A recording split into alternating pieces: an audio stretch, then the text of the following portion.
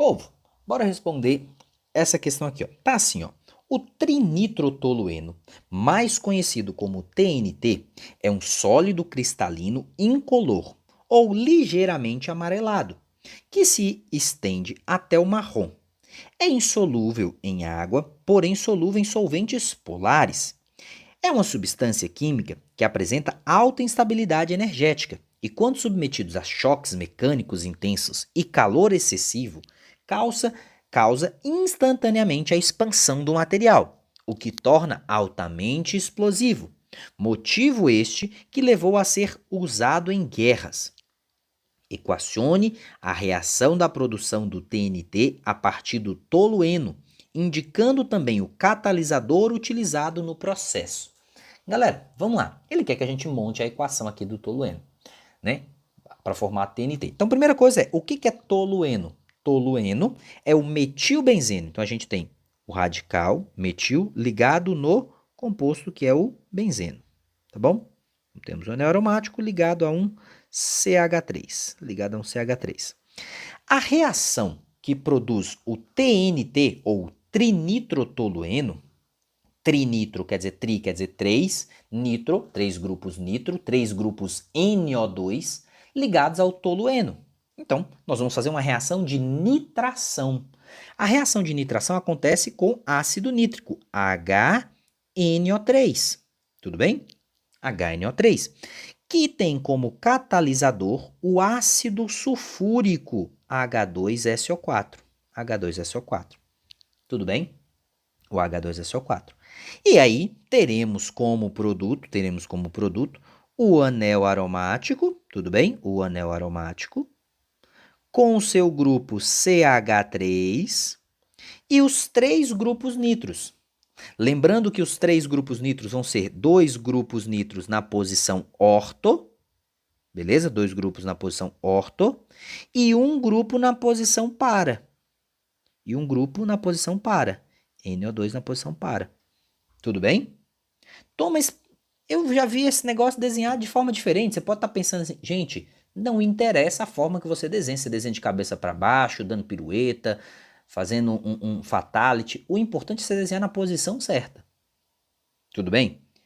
Inclusive, eu estou desenhando aqui para vocês verem em posições diferentes, porque muitas vezes vocês têm dificuldade em enxergar um desenho diferente porque vocês estão habituados a sempre ver tudo na mesma posição.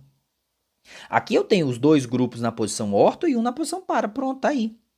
Mais a produção de água, mais água 2O. Tudo bem? Lembrar que, né, a dicasinha, geralmente reações orgânicas que têm ácido sulfúrico são reações que vão desidratar, né, que vão produzir água no final, vai tirar a água ali da reação produzindo aqui, tá bom? Pronto, essa é a nossa reação aqui, tudo bem?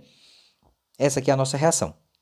De novo, agora, né, para quem gosta das coisas, não, tem que ser tudo bonitinho, vamos fazer bonitinho aqui, ó, na forma que vocês estão acostumados aí, para vocês não ficarem choramingando, que tem um povo que gosta de choramingar, né, pra vocês verem aí, ó, da forma que vocês estão acostumados. Vamos ver aqui então, ó, seria anel aromático aqui, beleza? Vou fazer pequenininho aqui para caber, com o grupo CH3 aqui em cima, tá vendo? O grupo CH3 aqui em cima.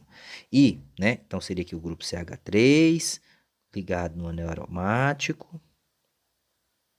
Tá aí, ó, ligado no anel aromático com o grupo NO2 na posição orto, o outro grupo NO2 na posição orto e um grupo NO2 na posição para, tá bom? Um grupo NO2 na posição para aí. Pronto, tá bom? Uma coisa, muitos de vocês vão falar assim, Tom, mas a reação não está balanceada. Gente, geralmente, reações orgânicas a gente não faz balanceamento, tudo bem? Geralmente a gente não faz balanceamento. O ideal é não colocar o balanceamento aqui. Por quê? Porque essa reação, ela não vai produzir apenas o trinitrotolueno, não. Ela vai produzir também o dinitrotolueno, o nitrotolueno, ou seja, um grupo NO2 só e 2 grupos NO2. E dentro desses aí existem variações. Existe né, o ortonitrotolueno, existe o paranitrotolueno, existe né, os 2 grupos nitros na posição orto, né, que seria aí posição 2 e 6, né? 2 e 6 nitrotolueno. Existe a posição 4 e 6 nitrotolueno. Então existe uma variedade de compostos que vão ser produzidos em menor quantidade. Então, o ideal é a gente não balancear a reação, porque as reações orgânicas elas não acontecem na mesma quantidade. Elas não acontecem bonitinha. Vou pegar um grupo nitro, vai reagir com um benzene e produzir um... Não, não é assim. Então, de forma geral, não é indicado a gente balancear.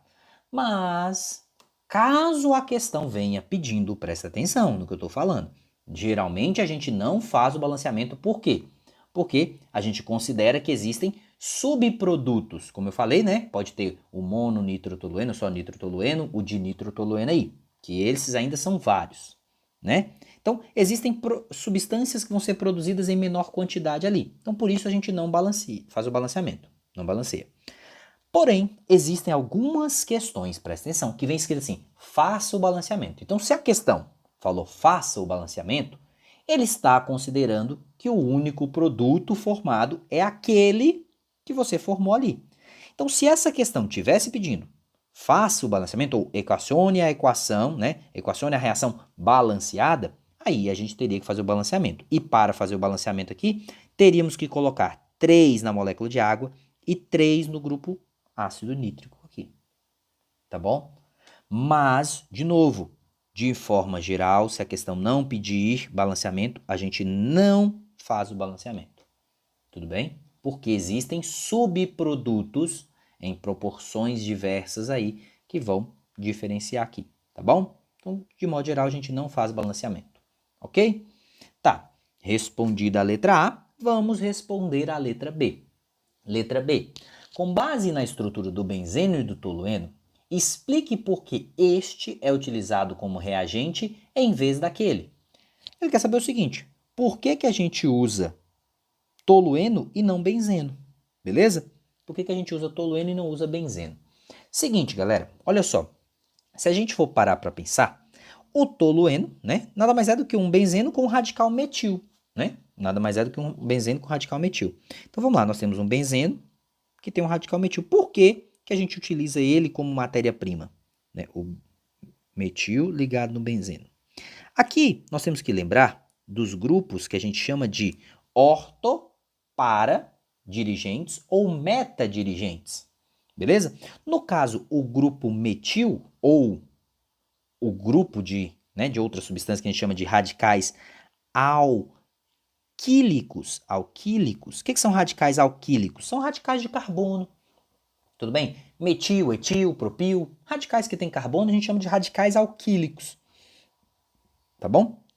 Os radicais alquílicos, entre outros, são radicais que a gente fala que são ortopara-dirigentes. Ortopara-dirigentes. O que são grupos ortopara-dirigentes? São grupos que, quando você vai fazer uma substituição neles, nessa substância, direcionam quem vai entrar para a posição orto e para. É isso. Então, quando a gente coloca o grupo CH3 ou outros radicais alquílicos, quem for entrar no anel aromático vai entrar ou nas posições orto ou na posição para, ou nas 3 posições ao mesmo tempo. Tudo bem? Beleza? Agora, só para exemplificar aqui, se a gente utilizasse um grupo, uma outra substância parecida, né? E que de certa forma até poderia ser feita antes, que é o nitrobenzeno. O nitrobenzeno, gente, o nitrobenzeno, que seria um NO2 ligado ao anel aromático, ele é um grupo que a gente fala que ele é meta-dirigente. Por que ele é meta-dirigente? Porque quando você vai fazer uma substituição nele, ele direciona quem vai entrar para a posição meta. Então, o grupo nitro é uma substância, né? É um grupo meta-dirigente. Tá bom? Então, a gente tem essas diferenças em grupos ortopara-dirigentes e grupos meta-dirigentes. Beleza? O que a gente vai pensar aqui? Olha só, além desses outros nomes, né, ortopara-dirigentes e meta-dirigentes, existe outra nomenclatura. Os radicais alquílicos, como o CH3, são chamados de substâncias ativantes. O que são substâncias ativantes? Quer dizer, substâncias que ativam a reação, que facilitam a reação acontecer. Que se você for contar o tempo para essa reação acontecer, é muito menor do que substâncias que têm, por exemplo, o grupo nitro. Porque as substâncias que têm grupo nitro, elas acontecem de forma mais lenta. E por elas serem lentas, elas são chamadas de desativantes. Desativantes, porque as reações acontecem de forma mais lenta. E aqui existe uma lógica por trás disso. Os grupos ortoparadirigentes têm três possibilidades, né? Tem 3 pontos vermelhos aqui que ele pode entrar. Então tem mais lugares para poder reagir. Enquanto no grupo, né, por exemplo, a NO2 só tem 2. Então a chance de reagir é menor. E aqui é a chance mesmo, gente. Você tem que lembrar que os átomos, eles não têm olhos para falar assim, ali tem um carbono que eu posso entrar. Não. É assim, o grupo, seja ele qual for o NO2, quem vai entrar no anel aromático vai andando aleatoriamente. Quando ele se choca, quando ele tem uma colisão com um átomo propício a reagir, ele reage. Tudo bem? Quando ele colide com um átomo que não é propício, ele tende a não reagir. Beleza? Então tem essa diferença aqui. Então o grupo NO2, ele diminui as possibilidades de reação. E como diminui, então ele é um chamado desativante ou metadirigente. Enquanto o grupo CH3 ele é chamado de ortoparadirigente e, no caso, ativante. Beleza? Então tá bom. Agora, vamos formular nossa resposta aqui, né? Vamos formular nossa resposta aqui. Nossa resposta, gente, tem que ser baseada no seguinte. Vamos apagar aqui. Vai ser baseado no seguinte, olha só. Com base nas estruturas do benzeno e do tolueno, explique por que este é utilizado como reagente em vez daquele. Então, por que a gente utiliza o tolueno? Vamos falar o seguinte. O tolueno possui um radical aqui alquílico, tudo bem? Um radical alquílico, que direciona os substituintes, no caso grupo NO2, né? Substituintes NO2 para 3 posições. Para 3 posições. Beleza? Possibilitando a formação do trinitrotolueno. Além do que, o grupo CH3 é um grupo ativante, ou seja, acelera a reação comparado ao benzeno. Então, a vantagem é essa, gente. Nós temos, primeiro, nós direcionamos para a posição que a gente quer, possibilitando a entrada de 3 grupos, né? 3 grupos nitro aqui. Além disso, o grupo CH3 é um grupo ativante, facilita a entrada, acelera o processo aqui, beleza? Então, é por isso que a gente utiliza o tolueno, beleza? O tolueno reage mais facilmente, então ele é um ativante, beleza? Então, essa é a nossa resposta aqui.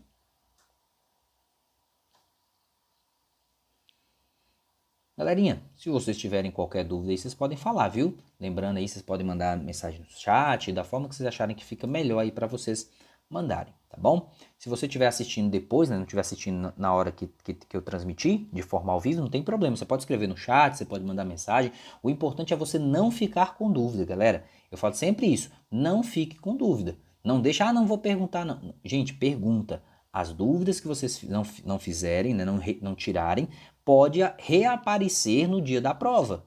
Isso não é uma coisa que a gente quer. A gente quer que a gente não chegue na prova sem dúvida nenhuma, tudo bem? A gente quer chegar na prova sem dúvida nenhuma. Então, vocês têm que perguntar, tá bom? Não deixem de perguntar não, beleza?